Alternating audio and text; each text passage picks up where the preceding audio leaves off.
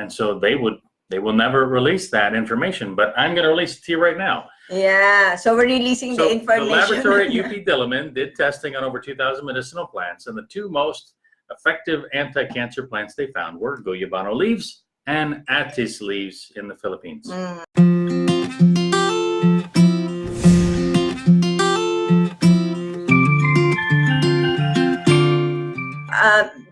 I will tell you kasi when I went to UP, they were researching on guyabano leaves, and they said that it's one of the, I can tell you quote unquote that they told me, and it was, my husband was there as well, that guyabano has an anti-cancer property. In fact, what we basically, they were studying about 2,000 different medicinal plants there at the laboratory in UP. It was all pharmaceutically funded research.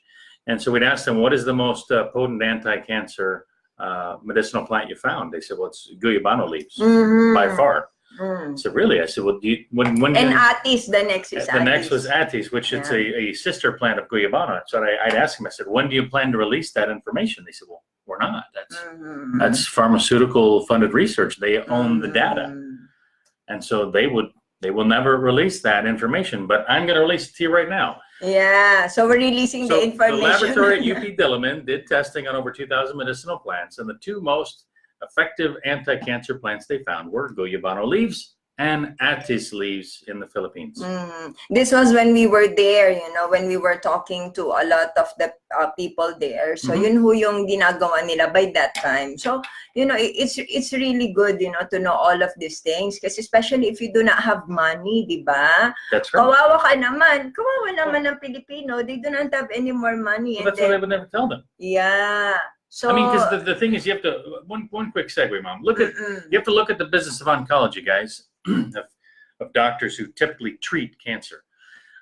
What they're looking for in order to pay their bills are sick people, sick and dying people. Now, if there are less sick and dying people, that means there's less of an income for someone like that. So understand, working in a field like that where everybody is just sick and dying and you need them that way, yeah, I don't want them that way. I'd rather everybody be healthy. And I want you all to know this herbal medicine, especially for the poor. Kasi imagine mo, you're having diarrhea.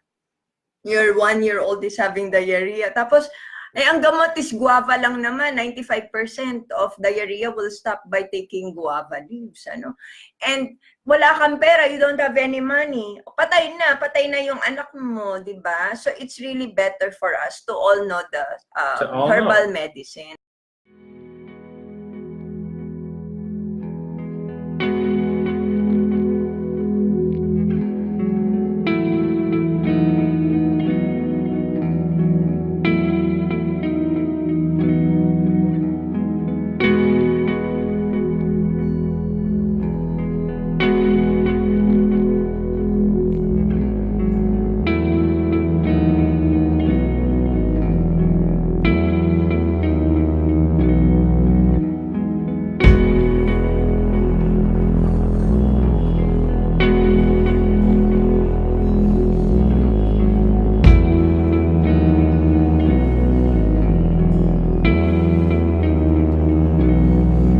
So, again, I told you about guyabano leaves, okay? Dapat mainstay na yan. And hindi po totoo yung chismis, Because they're saying Please address that. Yeah, they're saying that guyabano can cause anemia, Now, this is my take on that, especially when everyone is demonizing guyabano leaves.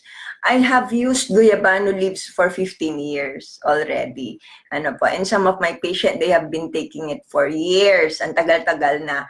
And some of them, they don't have anemia. They did not develop anemia as a result of guyabano leaves.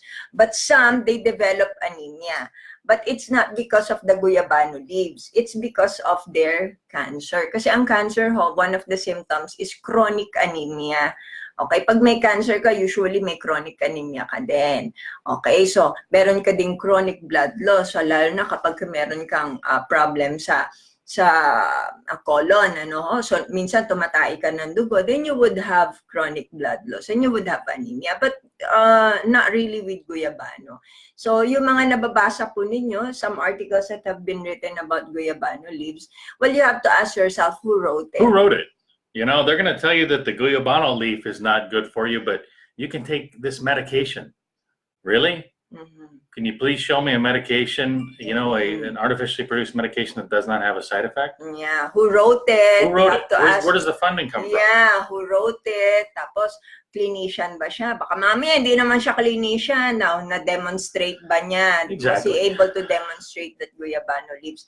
Because as much as I know, some people, they will not waste time on natural medicine, to debunk natural medicine. Majority really would, just leave it alone. Kasi hindi siya masyadong profitable. It's not profitable on their part. Well, that's the biggest aspect of what Dr. Farrah is really about and what she's done, because first and foremost, she's a clinician. You know, she's not some formulator. She's not some expert, some guru. She was a clinician. You know, someone who was actually in the trenches fighting the battle against cancer and degenerative diseases for 16 years. You know, treating over 150,000 patients. So everything she does when it comes to her products, I want everybody to understand this. Everything she does is based upon that level of knowledge. That's 16 years of knowledge of seeing 150,000 patients. You know?